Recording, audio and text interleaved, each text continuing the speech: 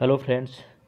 आज के इस वीडियो में हम हिस्टोलॉजी ऑफ ह्यूमन गट्स का अध्ययन करेंगे, यानी कि जो हमारा निगल द्वार है उसकी जो लेयर होती है, यानी निगल द्वार की जो इंटरनल स्ट्रक्चर है वो किस प्रकार से बनी होती है उसका अध्ययन करेंगे। इससे पहले हमने इसोफेगस व फेरिंग्स का अध्ययन किया था और बकल कैविटी, इन सब का अध्ययन किया था। तो नाउ द स्टार्ट ह्यूमन गट। देखो, हिस्टोलॉजी ऑफ ह्यूमन गट की बात करें सबसे पहले अपन, तो ये एक तरह से इसमें जो लेयर पाई जाती है वो 4 प्रकार की लेयर होती है। देखें तो common histology of alimentary canal oesophagus to large intestine, यानी कि जो एलिमेंट्री कैनाल है हमारी और इसोफेगस है और लार्ज इंटेस्टाइन है, इन सब की जो इंटरनल स्ट्रक्चर है वो लगभग समान होती है, कॉमन होती है इन सब की। इनमें जो लेयर पाई जाती है तो सिरोसा, मस्कुलरिस और सब म्यूकोसा और म्यूकोसा। ठीक है। अगर हम जैसे कि कोई इंटेस्टाइन है, ये एक इंटेस्टाइन है,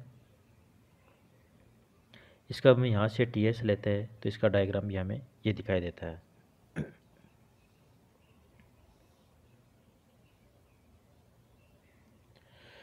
ठीक है। हम देखते हैं कि फूड जो निगल द्वार है, यानी कि जो जैसे हम भोजन लेते हैं तो भोजन सबसे पहले कहाँ जाता है। हमने टीएस लिया, टीएस लेते ही हमें एक संरचना दिखाई देती है जिसे अपन ये अनियमित आकार की संरचना दिखाई देती है, जिसे हम बोलते हैं लूमेन। लूमेन के अंदर ही फूड संचरित रहता है, यानी कि लूमेन के अंदर ही फूड जाके लास्ट जो भी जगह होती है यही होती है लूमेन में, यहीं पर फूड स्टोर होता है जाके। अब यहाँ पर जितने भी एंजाइम, हार्मोन्स, जितनी भी रिएक्शन होती है यही होती है। ठीक है। लूमेन के ऊपर एक विशेष प्रकार की सेल होती है जो कि एंजाइम रिलीज करती है। इसकी भी क्रियाविधि हम आगे देखेंगे। फिलहाल हम केवल इनका नोमेनक्लेचर करते हैं कि ये लूमेन है। लूमेन के ऊपर एक संरचना पाई जाती है, एक लेयर पाई जाती है जिसे अपन बोलते हैं mucosa. Mucosa secret of mucus. Mucosa के ऊपर एक और लेयर पाई जाती है जिसे अपन बोलते हैं सब म्यूकोसा। ठीक है। फिर एक सर्कुलेट लेयर पाई जाती है जो कि कई सारी होती है, एक दो दो या तीन होती है, जिसे अपन बोलते हैं सर्कुलर मसल्स, और इस पूरी संरचना को अपन बोलते हैं मस्कुलरिस। ठीक है। और फिर इस मस्कुलरिस में कटी फटी सेल पाई जाती है जिसे अपन बोलते हैं लॉन्गिट्यूडिनल मसल्स। ये तो हो गया है कि किसी भी इंटेस्टाइन, यानी कि एलिमेंट्री कैनाल, इसोफेगस व लार्ज इंटेस्टाइन का टीएस लेते हो तो ये आंतरिक संरचना इनमें लगभग समान होती है। इनमें सिरोसा, फिर मस्कुलरिस, सब म्यूकोसा और म्यूकोसा। अब हम इसके जो भी, जैसे कि ये फूड है, म्यूकोसा लूमेन में जैसे ही फूड जाता है तो उस पर एंजाइम या हार्मोन किस प्रकार से कार्य करते हैं, इस संरचना को आप समझेंगे।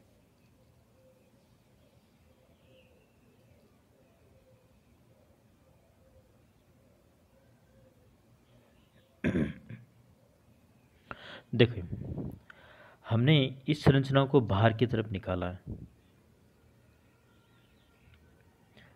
इसे बाहर की तरफ निकाला तो ये वही संरचना हमने देखी थी। ये क्या है, इसके अंदर ये रखा हुआ है लूमेन। लूमेन में आता है फूड, ये फूड आ गया भाई। ठीक है।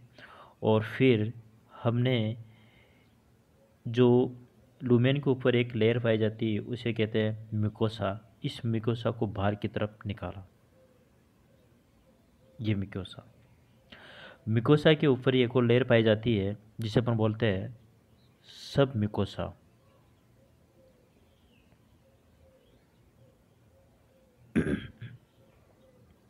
ठीक है। म्यूकोसा, सब म्यूकोसा। अब क्या होता है कि यहाँ पर एक सेल पाई जाती है, एक विशेष प्रकार की सेल पाई जाती है जो क्या करती है, एंजाइम रिलीज करती है। म्यूकोसा के बाहर एक सेल पाई जाती है जो एंजाइम रिलीज करती है। अब वो कैसे रिलीज करेगी, इसके लिए भी एक क्रिया होती है।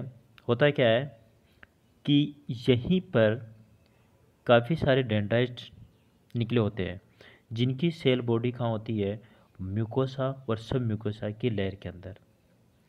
ये डेंड्राइट्स यहाँ से म्यूकोसा और म्यूकोसम सेल बॉडी फूटी रहती है, यहीं से निकले रहते हैं और इस सेल पर अटैक करते हैं। फिर क्या होता है इस ये जो न्यूरॉन होता है, इस न्यूरॉन को डेंड्राइट्स इस सेल पर कनेक्ट रहते हैं और इस न्यूरॉन का जो भी एक्सोन है, एक्सोन के जो टर्मिनल लास्ट वाले पार्ट होते हैं वो दूसरे न्यूरॉन के डेंड्राइट से कनेक्ट होते हैं यहाँ पर। और इसी प्रकार इस न्यूरॉन के एक्सोन का लास्ट पार्ट तीसरे न्यूरॉन से कनेक्ट होते हैं। यानी कि कहने का मतलब है इस न्यूरॉन के डेंड्राइट्स इस सेल से कनेक्ट होते हैं।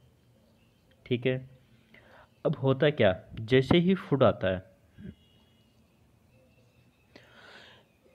इसमें देखो होगा क्या, जैसे ही फूड आया भोजन आ गया। ठीक है, भोजन आते ही क्या होता है कि ये सेल होगी, इस सेल में क्या होगा, स्ट्रेस एंड केमिकल रिसेप्टर होते हैं और इस सेल में होता है जैसे ही भोजन आया है तो ये न्यूरॉन जो डेंड्राइट्स होते हैं तो यहाँ पर एक तरह से विशेष प्रकार के रिसेप्टर होते हैं जो इनमें कॉन्ट्रैक्टल होना स्टार्ट हो जाता है, यानी कि स्ट्रेच एंड केमिकल रिसेप्टर हो जाता है। और ये जैसे ही डेंड्राइट्स यहाँ सूचना देंगे सेल बॉडी में, सेल बॉडी से ये सूचना कहाँ जाएगी, एसोसिएशन नर्व में जाएगी। एसोसिएशन नर्व में जैसे ही कांटेक्ट होना स्टार्ट हुआ तो इसे पता चल जाता है कि ल्यूमेन में फूड आ गया। तो अब क्या होगा कि ये एसोसिएशन नर्व जो होती है ये सूचना देती है किसको, मोटर न्यूरॉन को, कि भाई ल्यूमेन में फूड आ गया तो आप आगे की क्रियाविधि कीजिए, यानी कि एंजाइम वगैरह रिलीज कीजिए। अब इसके एक्सोन वाले पार्ट जो कि ये अटैक करेंगे कहाँ पर, एक विशेष प्रकार की यहाँ सेल पाई जाती है जिसे अपन बोलते हैं एंडोक्राइन सेल।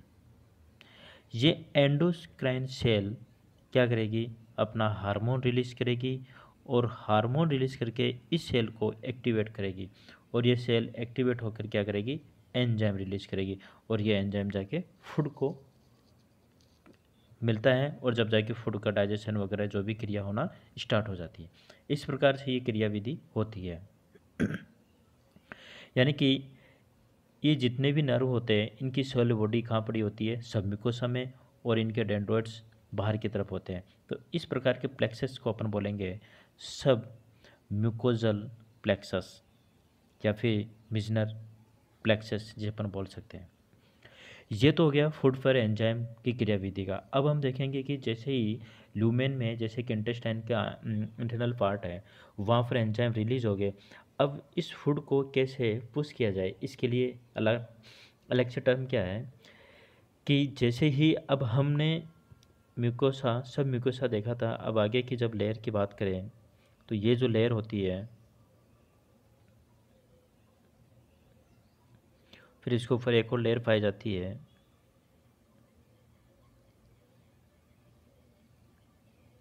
जिसे अपन बोलते हैं सर्कुलरिस, क्योंकि हमने पढ़ ही लिया था वहाँ पर सर्कुलरिस से बहुत सारी लेयर होती है। इसके बाद ये लास्ट वाली लेयर होती है जिसे अपन बोलते हैं लॉन्गिट्यूडनल, जिसमें कटी पटी सेल ये पाई गई। ठीक है, अब होता है क्या ये जो नर्व है यानी कि जिसे अपन बोलते हैं, इस नर्व को अपन बोलेंगे डेंड्राइट्स ऑफ सेंसरी नर्व, इसे अपन बोलेंगे एसोसिएशन नर्व, और इस नर्व को बोलेंगे अपन मोटर नर्व। यानी कि यहाँ पर जैसे फूड हुआ तो स्ट्रेचिंग एंड केमिकल स्ट्रेचिंग हुआ तो ये नर्व एसोसिएशन नर्व को सूचना देगी कि भाई वहाँ पे फूड आ गया तो अब आगे सूचना पहुँचाइए। अब जैसे ही एसोसिएशन मोटर नर्व को सूचना देती है तो ये क्या करती है, एंडोक्राइन जो सेल होती है उसको एक्टिवेट करती है, और जैसे एंडोक्राइन सेल एक्टिव होती है तो इससे एक हार्मोन निकलकर इस सेल पे जाता है, तो इस सेल को एक्टिवेट करते ही एंजाइम रिलीज करती है और एंजाइम फूड को मिल जाता है। ये तो हो गया भोजन की क्रिया इंटेस्टाइन के अंदर। अब भोजन को पुश कैसे किया जाए, ये आगे क्रिया कैसे होगी, होता है क्या है कि जब हमने पढ़ा था कि म्यूकोसा और सबम्यूकोसा में जो नर्व रखी होती है, यानी कि जो नर्व होती है उनके जो डेंड्राइट्स, दोनों के डेंड्राइट्स यानी कि एसोसिएशन नर्व व सेंसरी जो नर्व होती है उसके डेंड्राइट्स इस यहाँ पर जो लॉन्गिट्यूडिनल जो लेयर होती है, इसमें रखी हुई जो सेल बॉडी न्यूरॉन से कनेक्ट होते हैं। और फिर जैसे ही कनेक्ट होंगे तो क्या होगा, यहाँ की सूचना यहाँ मिलेगी कि भाई भोजन को एंजाइम मिल गया, हार्मोन मिल गया फूड को, अब भोजन को आगे किया जाए, पुश किया जाए। अब इस नर्व की सूचना कहाँ जाएगी, एसोसिएशन नर्व में जाएगी।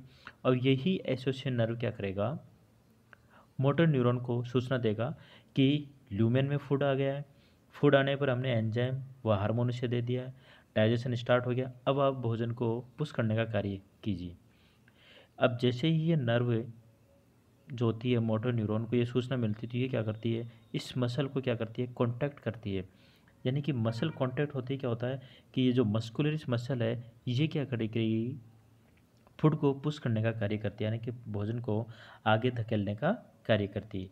ये इस प्रकार से प्रोसेस होता है कि यहाँ पर ल्यूमेन में फूड आया, फूड को एंजाइम मिला, देखो फूड आया, फूड आते जैसे ही फूड आया तो यहाँ पर जो डेंड्राइट्स हुए तो यहाँ पर स्ट्रेचिंग हुई, और स्ट्रेचिंग होने पर ये सूचना देता है एसोसिएशन नर्व को।